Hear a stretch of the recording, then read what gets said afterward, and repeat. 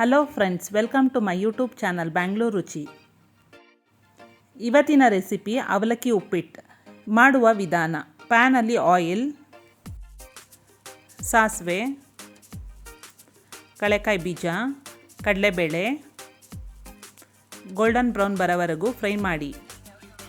ನಂತರ ಈರುಳ್ಳಿ, ಕರ್ಬೇವಿನ ಸೊಪ್ಪು ಮೀಡಿಯಮ್ ಗೋಲ್ಡನ್ ಬ್ರೌನ್ ಬರೋವರೆಗೂ ಫ್ರೈ ಮಾಡಿ.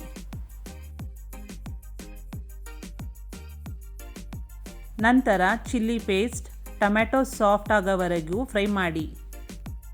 ಟೊಮೆಟೊ ಸಾಫ್ಟ್ ಆಗಿದೆ, ಈಗ ಸಾಲ್ಟ್ ಸೇರಿಸಿ ಫ್ರೈ ಮಾಡಿ.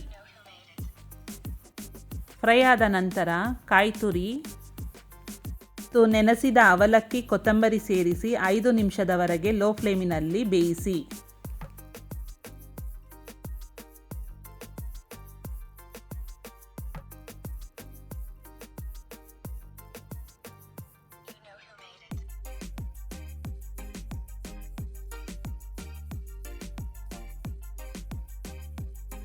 ಈಗ ರುಚಿಯಾದ ಅವಲಕ್ಕಿ ಉಪ್ಪಿಟ್ಟು ಟೇಸ್ಟ್ ಮಾಡಲು ರೆಡಿಯಾಗಿದೆ.